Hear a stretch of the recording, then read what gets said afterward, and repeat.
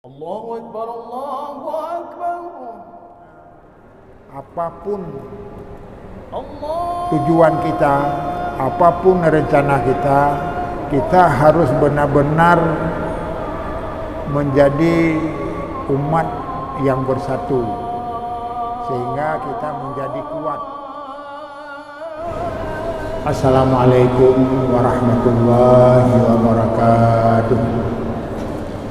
Alhamdulillahilladzi fatana alaina bi ni'matil Islam wal iman. Wassalatu wassalamu ala sayyidina Muhammad wa ala alihi wa sahbihi wa khairin insan. Wa ayyatuhal ikhwan isbiru wa sabiru wa rabitu wa taqullaha la'allakum tuflihun. Jamaah kaum muslimin yang mengikuti pengajian dan yang langsung di masjid atau melalui radio, mudah-mudahan kita diberi kesehatan dan keinginan untuk selalu belajar, karena belajar ini adalah bahagian dari ibadah yang paling banyak pahalanya. Karena dalam hadis menyatakan talbul ilmi innal ilma talbul ilmi faridatun ala kulli muslimin muslimat. Di samping diterangkan tentang fardunya, wajibnya belajar, kemudian diterangkan juga bahwa belajar itu adalah bahagian dari ibadah. Jadi dengan demikian, kalau kita selalu menjaga mengikuti pengajian-pengajian di mana saja, itu adalah bahagian daripada ibadah kepada Allah Subhanahu wa taala. Di samping juga belajar itu akan sangat bermanfaat dalam kehidupan kita sehari-hari. Karena apa? Karena dengan belajar kita akan mengetahui apa yang sebenarnya perlu kita jaga, kita laksanakan, dan selanjutnya juga kita akan tahu hal-hal yang dapat merugikan diri kita sendiri. Karena hakikat daripada hidup ini adalah persiapan kita menuju negeri kita sendiri, yaitu negeri akhirat. Maka karenanya sekarang kegiatan-kegiatan persiapan menuju kampung sendiri, kampung yang abadi, yaitu negeri akhirat, darul jasa, itu hari-hari pembalasan. Kemudian selanjutnya sesuai dengan apa yang telah diantarkan tadi, maka tentu saja kami ingin mengajak saudara-saudara kami, baik yang ikut langsung atau melalui radio, untuk melihat kenyataan sekarang ini.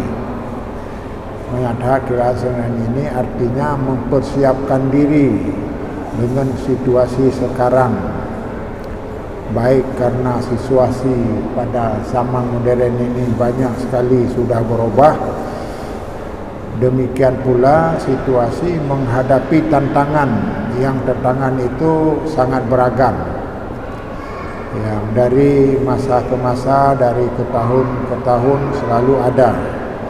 Maka karenanya pada malam hari ini kita ingin coba mengangkat untuk menyikapi permasalahan yang sedang berkembang. Kita sangat yakin dan sangat merasakan bahwa permasalahan sekarang ini lebih banyak pada masalah ekonomi.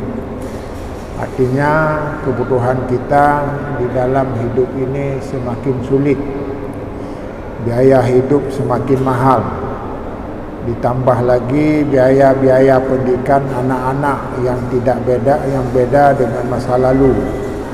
Kalau masa lalu kita antarkan anak kita kepada seorang tunku, maka tidak ada beban lain kecuali memberi sedekah sesuai dengan kemampuan ada. Sekarang ini dalam bidang pendidikan sudah beragam. Karenanya pendidik pun juga sudah berusaha supaya alumni dari pendidikannya bisa tampil ke depan dengan sebaik-baiknya. Bahkan ada yang memperkirakan supaya lebih mandiri, tidak bergantung kepada orang tua dan lain sebagainya. Karenanya tentu saja dalam hal ini perlu juga kita sikapi hal-hal yang berhubungan dengan masalah pembangunan bidang ekonomi.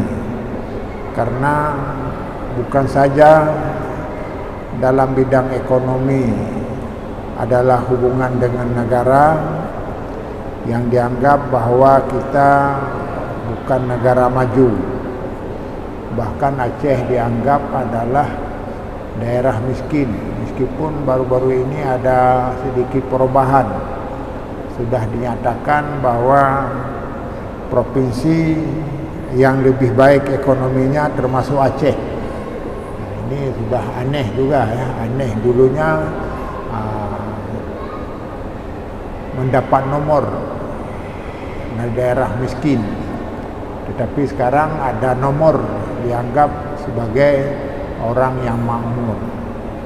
Ini ditandai dengan jamaah haji yang mendapat bonus khusus bagi yang mengikuti haji di Aceh. Bukan saja orang Aceh, orang luar Aceh yang sebagai peserta haji dari Aceh mendapat juga bahagian. Karenanya jamaah yang berbahagia, dalam peluang malam ini juga kita ingin mengangkat hal-hal yang dianggap sangat urgen, lebih-lebih pada zaman pemilu sekarang ini. Maksud kami tidak akan membahas siapa yang kita pilih, bagaimana dan sebagainya. Hanya saja kita sudah pernah menerangkan bahwa masalah politik ini tidak boleh dibiarkan. Harus peduli, harus ikut menyikapi, harus ikut berpartisipasi, dan tentu saja sesuai dengan selera masing-masing. Jamaah yang berbahagia, yang kedua perlu kita angkat juga adalah berhubungan dengan perpecahan. Perpecahan ini ada diakibatkan dari perbedaan-perbedaan pendapat. Bukan saja masalah agama, ada perbedaan pendapat. Demikian pula dalam hidup kemasyarakatan. Ini juga timbul bermacam-macam yang sehingga menyebabkan di antara kita sesama tidak seragam lagi pola berfikirnya. Kenapa tidak seragam? Masing-masing juga ada kepentingan-kepentingan sendiri, meskipun kepentingan itu tidak dianggap menyimpang, sesuai dengan selera masing-masing, sesuai dengan tujuannya masing-masing.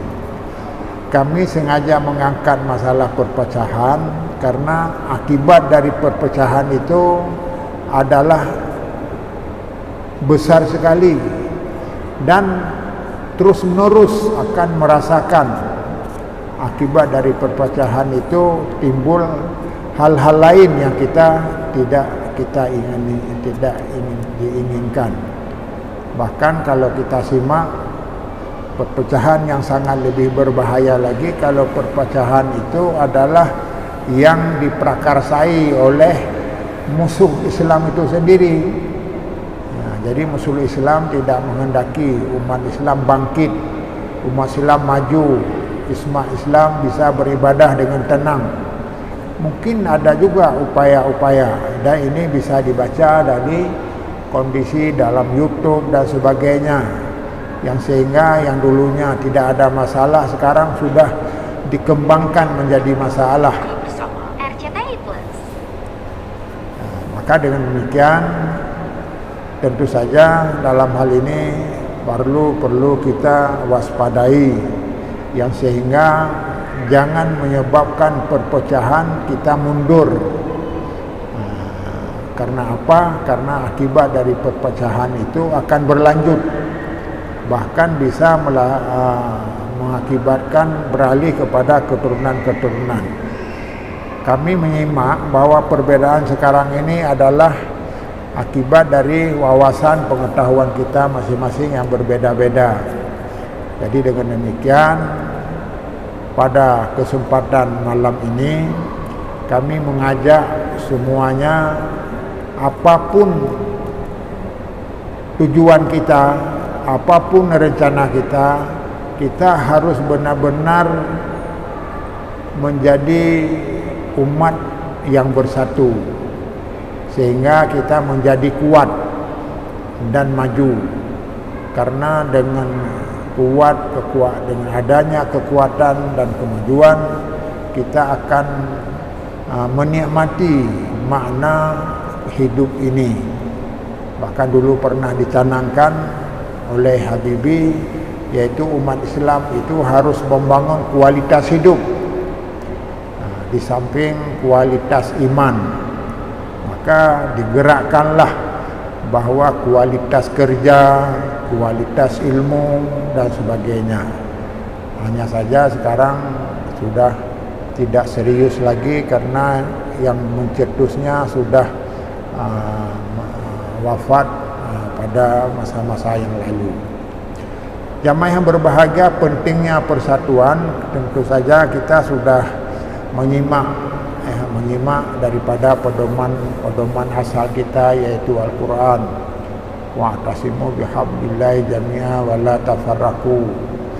Kita diajak untuk selalu bersatu, berpegang teguh pada jalan Allah, dan jangan bercerai-berai.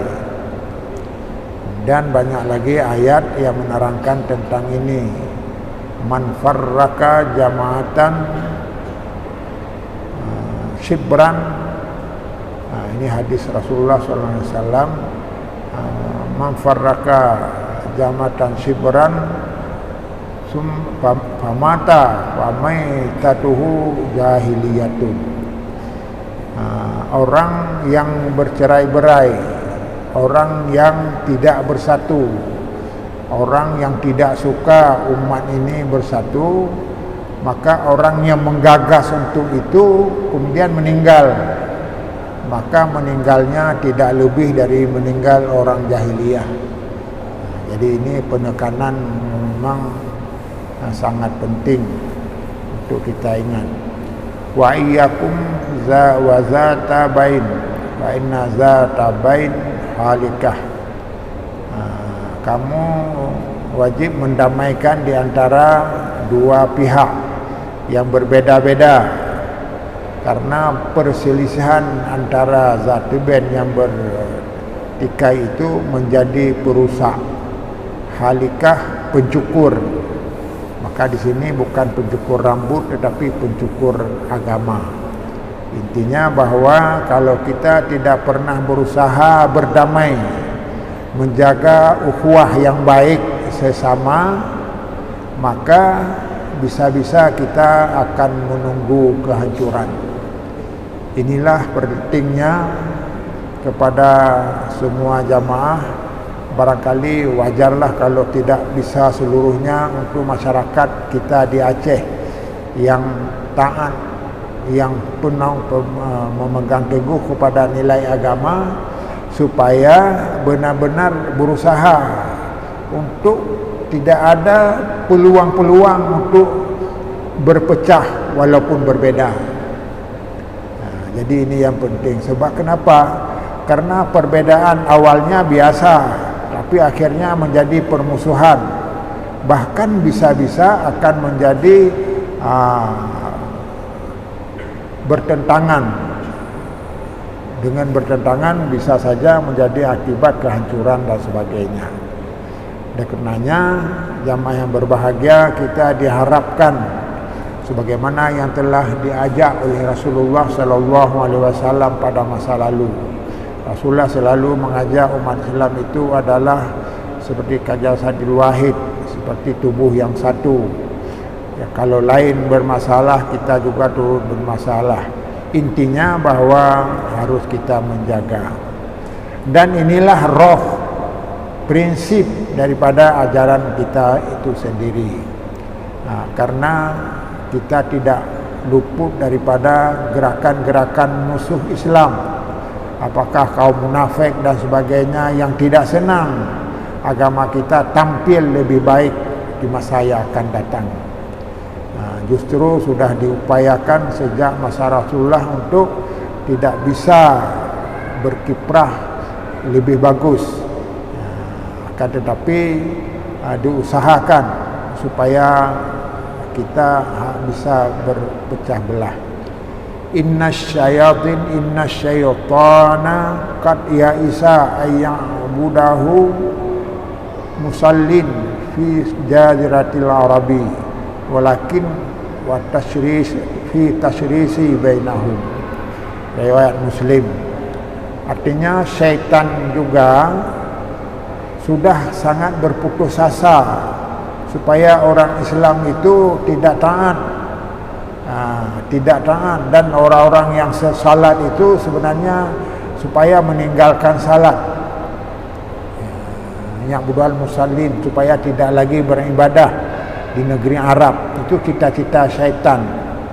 Karena kalau negeri Arab tidak, maka ke tempat lain juga akan berkurang dan sebagainya. Tapi ini putus asa syaitan. Artinya putus asa, apa yang dibawa oleh Nabi karena benar, maka akhirnya jamaahnya, masyarakatnya terus berduyun-duyun masuk. Betapa hebatnya tantangan dia hadapi oleh Nabi. Karena Nabi sebagai Rasulullah penuh kesabaran. Daerah yang ditentang menjadi penganut Islam yang kuat. Ini beberapa negara yang disebutkan bahawa ada negara-negara yang anti-Islam, akan tetapi sekarang sudah menjadi mayoritas di negara itu adalah Muslim dan sebagainya. Dan banyak lagi sejarah-sejarah lain yang dulunya dianggap remeh tentang Islam dan bagaimana cara perpecahannya. Dengan demikian jamaah yang berbahagia, yang dikhawatirkan bukan Islam, bukan orang Islam yang membuat perpecahan saja sesama, tetapi juga ada usaha musuh. Yang musuh itu mengganggu supaya terjadi perpecahan di antaranya. Ada yang melalui organisasi dan sebagainya. Bahkan saya membaca baru-baru ini ada gerakan dari kaum Syiah, bagaimana umat Islam ini harus pecah dan sebagainya, karena dianggap Syiah itu adalah bahagian dari Islam, walaupun ulama telah menetapkan mereka itu bukan Islam. Ini bukan pendapat saya, karena saya tidak tahu persis semuanya. Maka dikatakan ada upaya yang caranya bermacam-macam supaya umat Islam itu tidak bersatu. Dimulailah dari kalangan umat Islam itu sendiri. Maka inilah sudah baru-baru ini juga kita mendengar sudah ada yang menyatakan bahawa semua agama adalah di samping dianggap sama seperti masa lalu. Ini lazim masa lalu, tetapi semua pengikut agama itu adalah ahli syurga. Bukan hanya orang Islam, tapi semuanya. Dan yang menyatakan ini adalah orang Islam itu sendiri. Jadi dengan demikian jelas tantangan kita, perpecahan selalu berhadapan di masa-masa yang akan datang. Karenanya saya sangat yakin masyarakat Aceh yang teguh dengan nilai agama, menyembah sajamun, udip sari mati syahid. Kalau bidang agama itu adalah mereka sangat kokoh, maka hal ini perlu dijaga untuk selama-lamanya. Untuk menjaga inilah yang disebut dengan pelajaran malam ini saddud dzari'ah. Apa saddud dzari'ah? Yaitu mengantisipasi, saddu, menghambat pelanggaran-pelanggaran oleh kalangan umat Islam itu sendiri. Jadi apalagi akibatnya adalah besar sekali. Apa besar sekali? Di samping setelah berpecah, maka akan menerima akibat dari perpecahan itu. Maka kita akan menyesal dan sebagainya. Di dalam ayat diterangkan Al-An'am ayat 65, huwal qadiru ala ayyab'asa alaikum azaban min fawqikum aw min arjulikum wa yalbisakum syia'an wa yusiqa ba'dakum ba'sa ba'd. Artinya Allah mampu mengirim bala, mengirim azab, baik yang datang di atas, melalui atas atau dari bawah, dari bawah kaki kamu, yaitu melalui yalbisna syia'an, melalui kelompok-kelompok yang berpecah belah, wa yuziqa ba'dakum ba'sa ba'din, dan selanjutnya dirasakanlah oleh sebahagian dari ancaman sebahagian lain, dari tekanan dari yang lainnya. Artinya umat Islam itu selalu ada tekanan-tekanan. Yang tekanan pada prinsipnya siapa? Yang mengganggu. Tekanan itu yang orang-orang yang menjalankan syariat dengan baik. Maka ke depan jangan dianggap dengan orang yang taat, saleh dan sebagainya itu aman, tapi ada upaya. Maka inilah yang dikhawatirkan dengan ayat ini. Bisa saja Allah akan memberi azab. Jadi intinya janganlah kita meninggalkan prinsip-prinsip ajaran kita walaupun kita berpecah. Janganlah perpecahan itu dalam watas yang wajar. Dan memang manusia itu adalah suka berbeda, tetapi perbedaan itu jangan melahirkan perpecahan. Wala tanaza'u wa tafshalu wa tashabari hukum. Dan janganlah kamu saling berbantah-bantah, wa tafshalu, dan jangan kamu di dalam hidup ini wa tafhalu wa tadhhabari hukum, yaitu saling tanaza'u wa tafshalu, dan saling bermusuhan. Karena apa? Karena ini akan mengakibatkan tadhhabari hukum, akan menghilangkan kekuatan. Jadi dengan demikian inti dari pengajian kita yang singkat ini, kita mengajak sudah saatnya menjaga diri apa yang wajar dilakukan oleh umat Islam, lebih-lebih pada zaman sekarang yang sedang saling bersaing dalam pemilu yang akan datang. Ada pemilihan gubernur, pemilihan bupati dan sebagainya. Maka biarlah mereka berbeda-beda, karena mereka itu juga ada kekuatan, ada keinginan, ada kemauan. Adakah untuk memperbaiki umat ini, mengangkat martabat negeri ini dan sebagainya. Akan tetapi janganlah perpecahan itu akan melemahkan kekuatan sendiri, sehingga kita tidak ada harga lagi dalam pandangan yang lainnya. Jadi dengan demikian saddud dzari'ah intinya adalah kita harus mampu membaca untuk menghambat berbagai bentuk pelanggaran, yang pelanggaran ini akan mengakibatkan merugikan umat itu sendiri. Maka karenanya saya membaca dalam fiqhul ikhtilaf, yang di sana disebutkan Ada pandangan orang luar sekarang yang bahwa umat Islam itu adalah lemah, umat Islam adalah bodoh, wawasannya sempit dan sebagainya.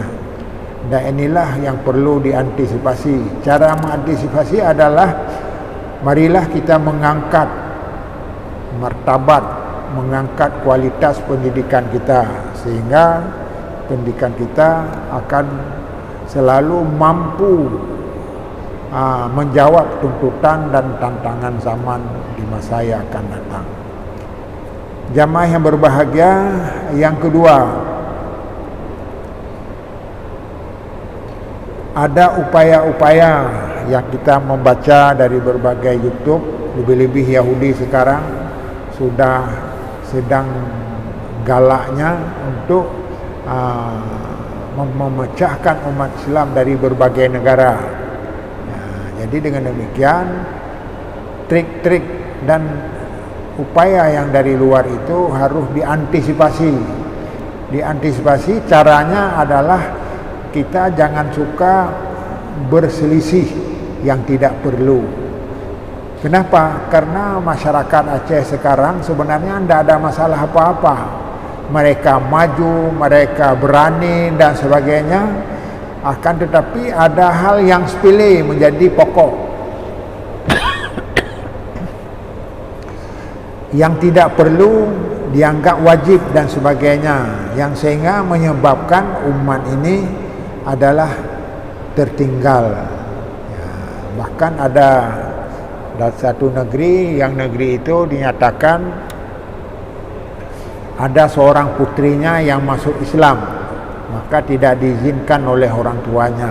Ini sebagai contoh barangkali pandangan orang di luar Islam tentang Islam.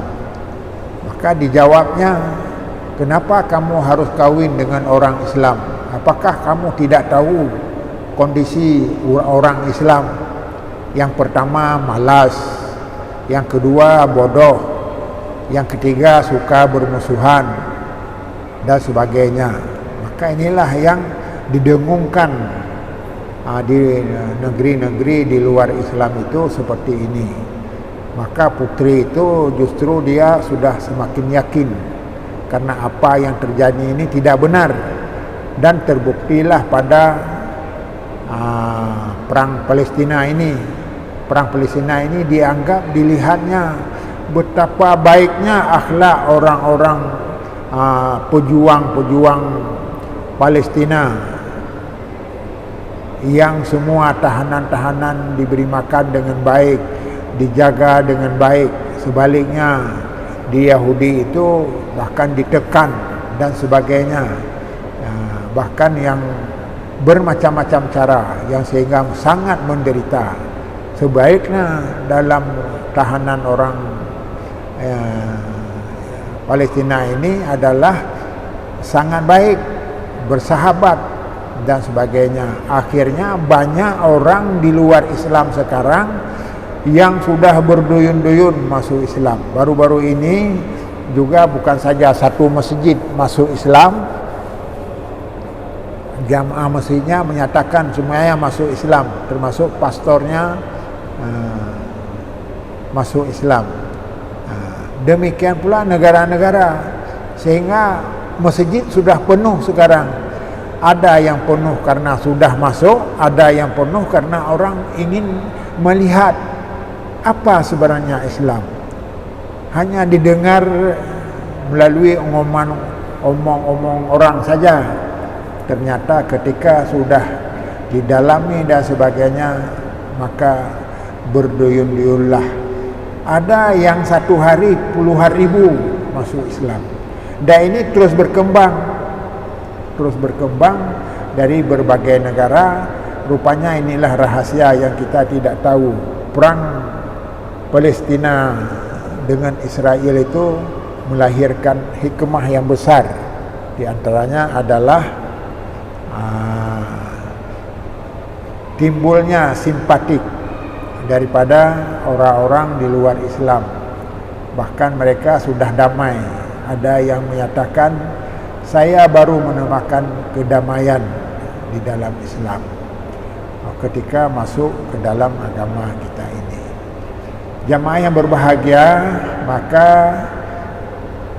poin yang penting dalam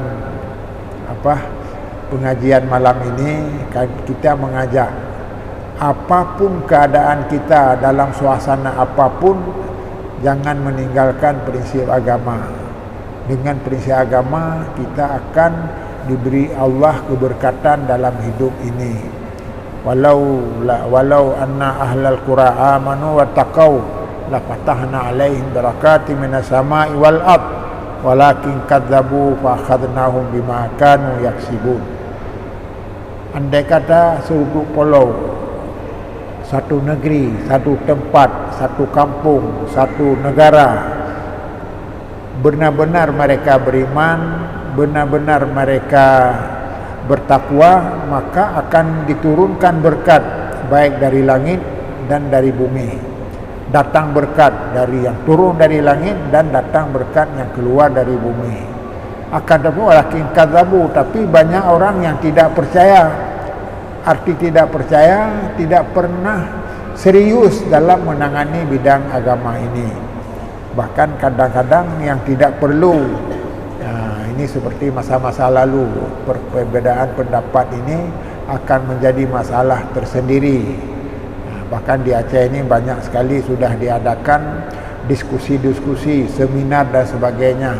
Maka secara bertahap perbedaan-perbedaan itu akan berakhir dan orang sudah mulai memilih mana yang lebih baik dalam menyikapi perbedaan-perbedaan yang sedang berkembang.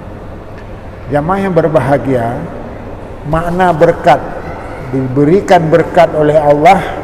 Mana berkat itu talbul khairi biizdadin, yaitu bertambah kebaikan. Berkat umur, jadi bukan berkat umur yaitu panjang umur saja. Berkat umur artinya umur kita ini benar-benar bermanfaat, besar sekali manfaatnya. Maka berkat itu ada perorangan, person. Sebagaimana kita kenal sejarah Nabi Yakub, yaitu dengan bajunya dilempar ke mukanya, maka mukanya menjadi matanya yang sudah buta menjadi terang kembali. Itu adalah namanya keberkatan yang diberi kepada orang-orang yang taat. Maka kalau istilah ada sekarang, istilahnya karamah, memang orang Islam yang taat itu sebenarnya karamah, mendapat karamah. Apalagi di dalam ayat sudah dinyatakan bahwa manusia adalah yang dimuliakan, yang dikeramatkan oleh Allah Subhanahu wa taala. Makna keramat ini bukan pemahaman kita selama ini. Orang yang dikeramatkan, orang itu apa saja yang diminta olehnya sampai, bukan itu. Makna karamah yang dimaksudkan di sini ini adalah mendapat kehormatan, mendapat kemuliaan dari Allah Subhanahu wa taala, yang sehingga akan diberikan sesuatu yang dimintakan. Yang kedua, ada keramah berhubungan dengan tempat, seperti Mekah, Madinah dan sebagainya. Ada juga keramah berhubungan dengan masa. Ada juga berkat itu berkaitan dengan masa. Seperti kita lazim mengetahui bahwa keberkatan dalam bulan Ramadan, pahalanya diganda-gandakan dan sebagainya. Ini banyak uraiannya tentang barakah. Intinya bahwa kalau kita senantiasa tunduk kepada ketentuan Allah, maka Allah akan memberi kejayaan. Ini intinya. Dan tidak pernah kita merasa tertinggal. Bahkan saya sangat menarik, ini sengaja saya ulang-ulang dan pernah saya membaca. Saya anggap yang saya baca itu karena dikarang oleh orang Islam.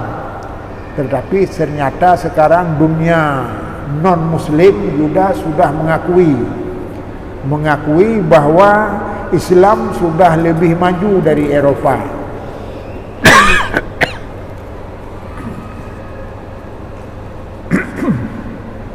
Ada penemuan-penemuan sekarang yang dianggap sebagai hasil dari luar Islam ternyata milik orang Islam dan sebagainya.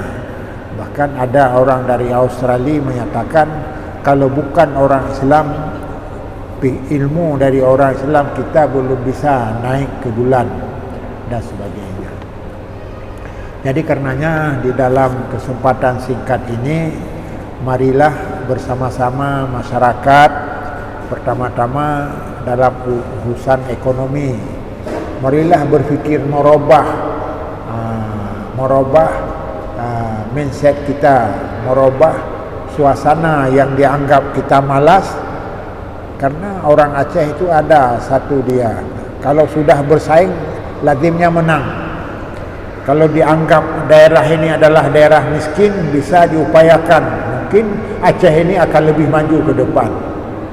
Ini ada semangat juang orang Aceh diakui. Bahkan ini Belanda juga nakluk dengan berbagai upaya.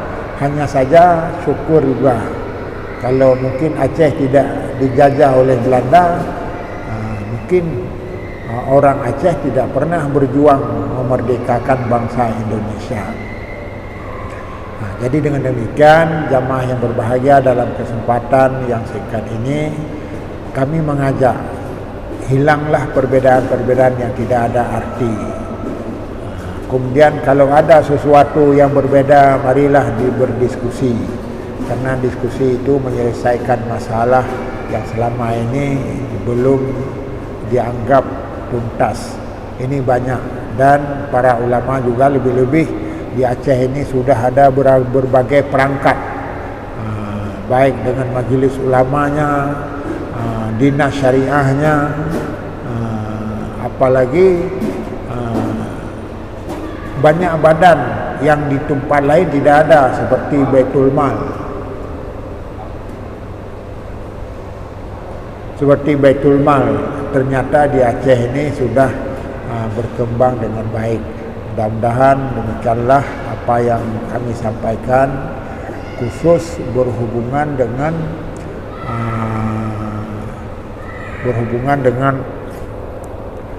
perkembangan dewasa ini diantisipasi. Yang pertama, penilaian orang bahwa kita ketinggalan karena sifatnya bodoh, karena sifatnya malas, ini sudah diakhiri. Memang benar orang Aceh bukanlah pemalas, dan orang Aceh adalah orang yang cerdas, dan sudah dibuktikan di dalam sejarah bangsa kita. Kemudian selanjutnya, umat Islam terutama di Aceh akan menghindari perbedaan-perbedaan, dan perbedaan yang ada itu jangan dianggap untuk melahirkan permusuhan, karena permusuhan adalah kehancuran. Karena istilahnya permusuhan adalah kehancuran. Kenapa kehancuran? Karena sebagaimana yang diungkapkan oleh Nabi sendiri, ala akhbirukum bi afdali darati salah wa siyam wa sadaqah, qalu bala salah hazat aidain. Apakah kami beritahukan kepada kamu nilai amalnya melebihi derajat puasa, derajat salat, puasa dan sedekah? Ya, maka para sahabat menjawab, ya, apa? Berdamailah kamu. Salatul zatabain, artinya berbaik-baiklah sesama kamu, jangan saling mencaci, menghina. Apalagi kalau sudah masalah politik, lebih-lebih yang menyangkut dengan uang, orang tidak berpikir lagi identitasnya. Yang penting apa saja yang menghasilkan uang, itulah yang terbaik. Dan ini harus dihindari. Mudah-mudahan ada manfaat kepada saya dan jamaah sekalian. Wassalamualaikum warahmatullahi wabarakatuh.